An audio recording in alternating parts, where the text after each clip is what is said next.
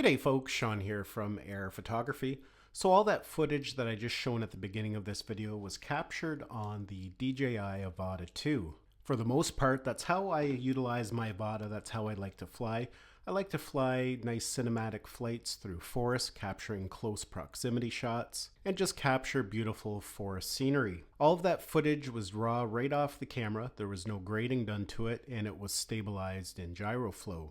Now, this long-term review is not going to be overly technical. I'm just basically going to share my user experience of the DJI Avata 2 after flying it for the past 6 months. Like many people, my journey into FPV started with the DJI FPV drone. This was DJI's first venture into a full FPV drone, and it allowed any pilot, no matter what your skill level, to get out, experience immersive flights with FPV goggles, and get that sensation of FPV flight. Now, shortly after that, they launched the original Avata, which was a different style of FPV drone. Now, it wasn't quite as powerful, but it had a lot of improvements when it came to image quality and, of course, stabilization. Then, of course, they launched the Avata 2, which enhanced the video quality even further with its 1/1.3 inch sensor and the ability to capture in 10-bit color. Now, I've talked about this before in some of my past reviews of the original Avata, and even with my original Avata 2 review, that the Avata series is definitely my all-time favorite drone. It's perfect for the type of flying that I want to do, whether I want to capture slow cinematic flights, or if I just want to zip around for an exhilarating immersive flight with the goggles. The DJI Avata 2 can accommodate different types of flight styles.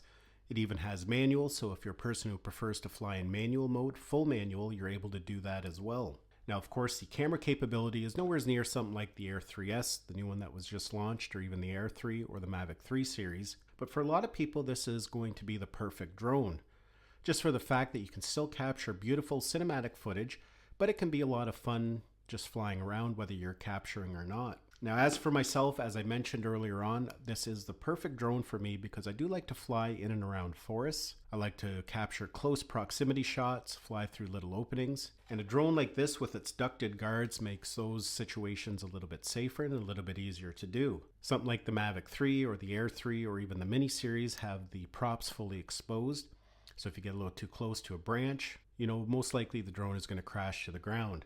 With these ducted guards, you can get into those tight little openings. If you happen to bump up against a tree trunk or a branch, most likely the drone is just going to pass on through.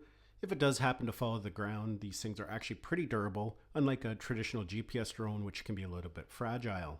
So for me to get those style of shots, this is definitely the only drone that I would put up in those types of situations. Now, slow and cinematic isn't everybody's cup of tea, but you are able to fly fairly fast with this. You can get some really exhilarating flights. And as mentioned, because of the ducted design and its durability, if you do happen to crash, which you are going to do with an FPV style drone, most of the time it will take the impact. Now, we're going to talk a little bit about its durability here at the end of the video. Now, of course, on top of that, one of the new features that we got with the Avata 2 was the ability for a feature called Easy Acro that allows you to perform some complex aerial maneuvers such as flips and rolls, even drifting.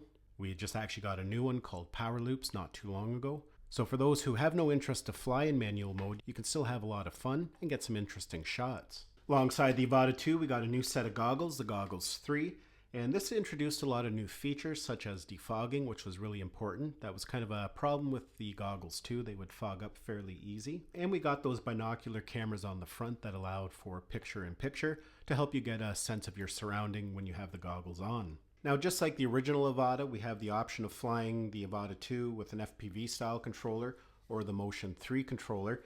Now, this Motion 3 controller I've really grown to enjoy.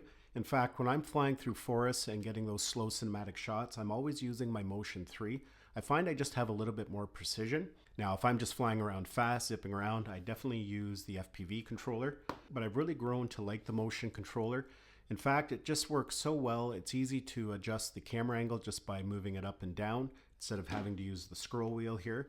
It just works really well for the type of footage that I'm capturing. Of course, with the Avata 2, there was many other enhancements such as the relocation of the memory card slot and the USB-C port, making it easier to plug in and to retrieve your memory card. There's faster transfer speeds for those transferring over to mobile devices, which can be very important. They introduced a nice new charging hub, which was very similar to that of the Air series or the Mini series. A nice convenient way to charge up all the batteries. And just like the Air series and the Mini series, this thing can function as a power bank And it also has that power consolidation feature where if you've got some empty batteries, you can consolidate all the power into one to potentially get you an extra flight. It's equipped with the 04 transmission system, so it's going to give you good range and penetration. Now, for me, that good signal is very important, especially when flying in and around forests. There's a lot of obstacles. Trees and foliage can really block a signal, and with the Avata 2, you can still get a good amount of distance and still have a nice strong signal. And on top of that, they increased the battery time to 23 minutes. Now, that's nowhere near what you can get with something like a Mavic drone, but definitely a big improvement over the original Avata. So all in all, I've been super happy with my Avata 2. As mentioned, this is definitely my favorite drone to fly, and it's probably the drone that I've flown most this past summer. And I am really looking forward to see what DJI does next.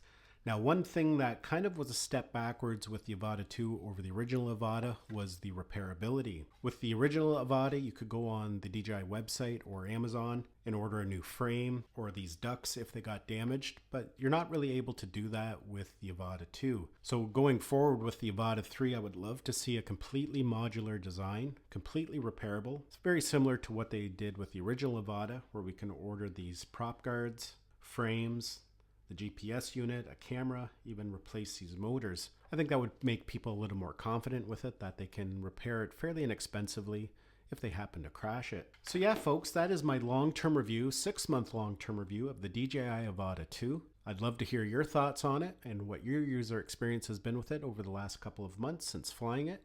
Let me know down in the comments. I want to thank you for taking the time to watch this video. Hopefully you enjoyed it and found it had value.